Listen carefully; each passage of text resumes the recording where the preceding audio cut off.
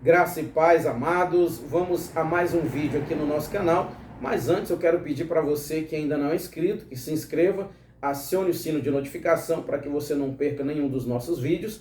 E você que já é inscrito, eu quero pedir para você continuar nos ajudando. Não esqueça de deixar o seu comentário, o seu like, isso é muito importante, gente, para o crescimento do nosso canal. Dito isso, vamos então para a mensagem de hoje. Jeremias, capítulo de número 35. Jeremias, capítulo 35. A palavra que do Senhor veio a Jeremias nos dias de Jeoiaquim, filho de Josias, rei de Judá, dizendo: Vai à casa dos recabitas e fala com eles, e leva-os à casa do Senhor, a uma das câmaras, e dá-lhes vinho a beber. Queridos, essa mensagem, ela é importante, nós tiramos algumas lições dessa mensagem. Sabemos que o tempo em que Jeremias viveu foi um tempo muito difícil, né? Um tempo onde ele sofreu bastante. Jeremias falava e o povo não atendia. E agora Deus então chama Jeremias e dá uma ordem para Jeremias. E o que é interessante você refletir sobre isso é que Deus sabia, né, que a ordem que ele deu para Jeremias, as pessoas que recebessem essa ordem, elas não iam obedecer por um motivo que nós vamos entender. E a Bíblia diz então que Jeremias ele chega aos recabitas, que era um grupo de judeu que havia em Israel. Esse grupo, eles habitavam em tendas, eles não tinham posses nenhuma. E Jeremias então os leva para o templo. Jeremias prepara uma mesa, coloca taças, coloca jarros com vinho e diz a essas pessoas: bebei vinho. E eles disseram: olha, nós não vamos beber vinho, porque o nosso antepassado, nosso pai Joanadab, filho de Recabe, ele nos ordenou que nós não bebêssemos vinhos, nem nós, nem as nossas mulheres, nem os nossos filhos. E ordenou também que nós não plantássemos, que nós não edificássemos casas, que nós não criássemos gado. Ou seja, eles eram pessoas que eles não tinham posses. E eles viviam em tendas, aonde eles chegavam, eles armavam tendas. E por que Deus mandou Jeremias fazer isso? Para que isso ficasse como juízo, irmãos. Para que isso servisse como juízo contra os demais israelitas. Por quê? Porque o Senhor, então, ele disse o seguinte para os demais israelitas: olha, se os filhos, os recabitas, os antepassados de Jonadab, eles obedeceram o mandamento deles até o dia de hoje, por que vocês não me obedecem? Eu que madrugo, eu que envio profetas, eu que insisto, né, com vocês, para que vocês me obedeçam e vocês não me obedecem. E aí, irmãos, eu me lembro do que Jesus disse lá em Mateus capítulo de número 6, a partir do versículo 19, quando Jesus disse que não ajunteis tesouro nessa terra, não é? Quando nós olhamos ali também para Lucas capítulo 12, a partir do versículo 16, aonde tem aquele homem rico, que ele teve uma grande colheita e ele pensou: como que eu vou guardar tudo isso? Meus celeiros não suportam tudo isso que eu colhi. E ele pensou: eu vou destruir, vou construir outros, e aí coloco tudo, depois eu direi para minha alma: alma, beba e regala-te, porque o que tu tem é para muitos anos. E o Senhor disse: louco, ainda hoje te pediram a tua alma, e o que tu tens preparados para quem será? Irmãos, olhando para esse texto, nós podemos conjecturar que Jonadab, ele tipifica Cristo. Porque Jonadab, ele deu uma ordem, né, para os seus filhos, né?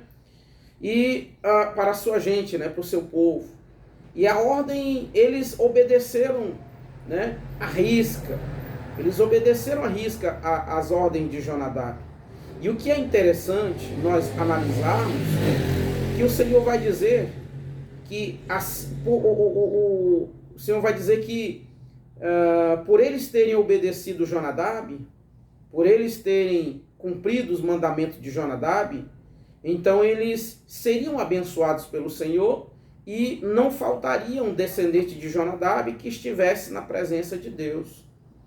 Jesus disse lá em João, capítulo de número 15, versículo de número 7, ele diz: se vós permanecerdes em mim e as minhas palavras permanecerdes em vós, pedireis o que quiser e vos será feito. Ou seja, Jesus também diz, né, que se nós o amarmos, se nós o seguirmos, se nós o obedecermos, nós estaremos com ele um dia.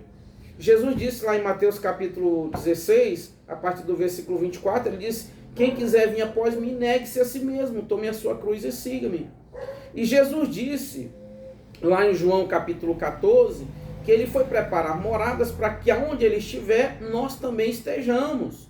Ou seja, mas antes de nós alcançarmos esta graça, nós precisamos cumprir com os mandamentos, nós precisamos cumprir com os nossos deveres enquanto cristãos. E é interessante nós analisarmos isso. E quem tem ouvidos deve ouvir e obedecer, não é? Jesus, quando ele escreve as cartas lá para as igrejas do Apocalipse, ele sempre diz: quem tem ouvidos, ouça o que o Espírito de Deus diz às igrejas. Então, quem tem ouvidos, né? Jesus disse lá no livro de Mateus, no capítulo de número 7, a partir do versículo de número 23 ou 24, a Bíblia diz que o Senhor, ele assemelha, ele falou assim, será assemelhado, né, a pessoa que ouve as minhas palavras, né, é semelhante a um homem que edifica a sua casa sobre a rocha. E por que Jesus disse isso? Ele faz alusão a ele mesmo. Ou seja, bem-aventurado, né, aquele que edifica sua vida sobre mim. Né? Quando Jesus fala sua casa, ele não está falando de uma casa física, ele está falando da nossa vida. Da nossa vida. Né? Então ele disse, olha, quem ouve as minhas palavras e as pratica é semelhante ao homem que constrói a sua casa sobre a rocha.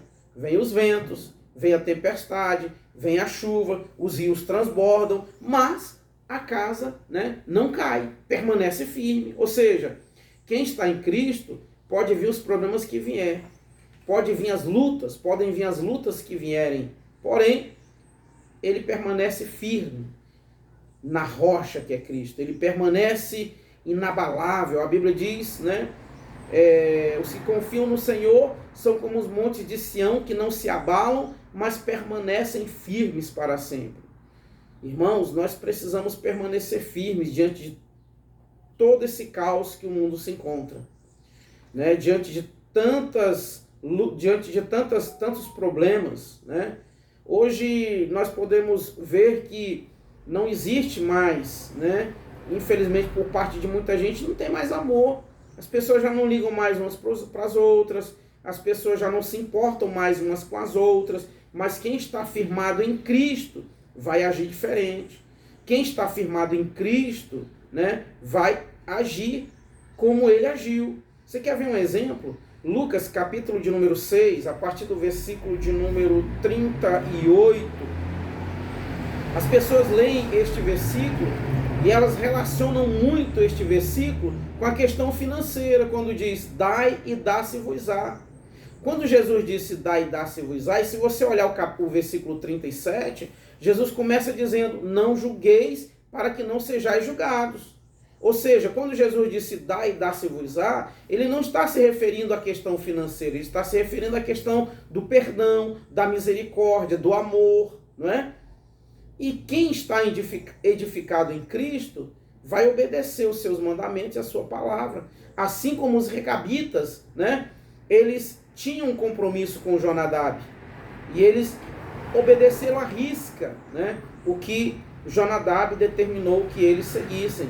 Se você continuar lendo os capítulos seguintes, você vai ver que o povo de Israel não deu ouvidos a Jeremias, né? Consequentemente não deu ouvidos à voz de Deus, porque Jeremias era a voz do Senhor naquele momento. Haja visto, se você olhar o capítulo 36, você vai ver que o rei Jeoaquim, né, a quem o Senhor estava dando instruções, a quem o Senhor estava mandando Jeremias falar, não é? Para instruir, para que o povo não sofresse, não fosse castigado, nem ele e nem o seu povo, você vê que ele queimou, né? Ele queimou a palavra de Deus, ele jogou no fogo a palavra de Deus, ele destruiu, né, o rolo que havia sido escrito por Baruque, né, que Jeremias havia ditado.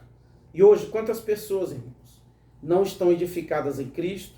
Quantas pessoas hoje não ligam para a palavra? Quantas pessoas hoje... Eu fico muito triste quando eu vou pregar em alguma igreja, que as pessoas me dão 20 minutos para pregar.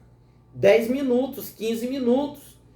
E durante o culto, digamos assim, 1 hora e meia, ou quase 2 horas, é só apresentação. As pessoas se apresentando. Eu não vou nem dizer que é louvor, mas as pessoas se apresentando para ver quem canta mais bonito, né? Para ver quem traz uma saudação mais bonita. É errado existir isso no culto? Não. Porque Paulo diz que quando a igreja se reúne, uns têm salmos, outros têm hinos, não é? Então não é errado, né? Há muito tempo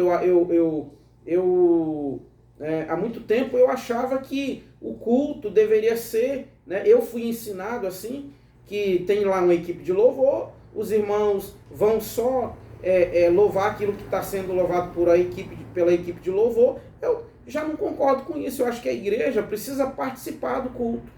A igreja precisa, né? O irmão precisa dar o testemunho, a irmã precisa trazer um louvor, mas não o tempo todo. A palavra precisa ter prioridade. A palavra precisa ter tempo para ser anunciada, para ser levada. Por quê?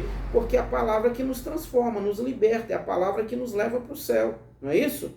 Então, nós precisamos olhar para tudo isso e ver, será que nós estamos realmente seguindo os exemplos de Cristo? Será que nós estamos, de fato, seguindo à risca os seus mandamentos? Para quê? Para que nós sejamos, assim como os filhos de Recabe foram recompensados, nós também seremos.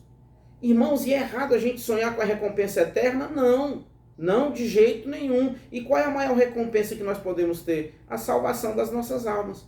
Não é isso? Então, eu gostaria de deixar essa mensagem para todos nós, que possamos refletir, não é? E olhar para o fim que teve aquele povo para o qual Jeremias estava pregando, anunciando a palavra, instruindo. Irmão, Jeremias sofreu demais.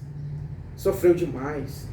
Né? Os israelitas que ficaram, ali em Judá, né? E que foram, antes de ir para o Egito, falaram: Senhor Jeremias, consulta Deus aí e pergunta para ele o que a gente deve fazer. E tudo que ele falar para você, Jeremias, nós vamos obedecer. Seja bom ou seja ruim. Jeremias vai lá, consulta Deus, aí chega com ele e fala: não, Jeremias, nós não vamos te obedecer não, porque não foi Deus que te enviou, não foi Ele que falou com você, nós vamos fazer o que está dentro do nosso coração, nós vamos fazer aquilo que nós queremos fazer.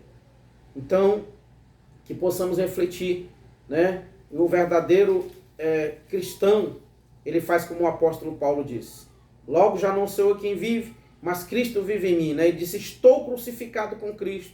Logo já não sou eu quem vive, mas Cristo vive em mim. Gálatas, capítulo 2, versículo 20. Que possamos olhar para esta palavra e que possamos refletir sobre ela e praticá-la, para que sejamos um dia recompensados pelo Senhor Jesus. Amém? Ore comigo, em nome de Jesus. Pai querido, em nome do Senhor Jesus, nós queremos te glorificar, te exaltar, Senhor, por tudo que o Senhor tem feito em nossas vidas. Obrigado, Senhor, pelo teu amor. Obrigado, Senhor, pela tua graça. Obrigado, meu Deus, pela tua misericórdia ter nos alcançado.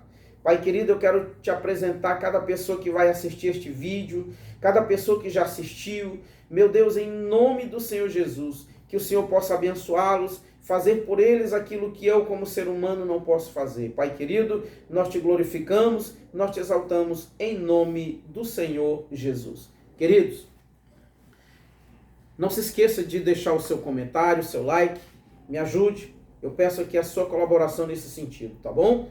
E que Deus nos abençoe, um grande abraço e até o próximo vídeo, em nome de Jesus. Amém.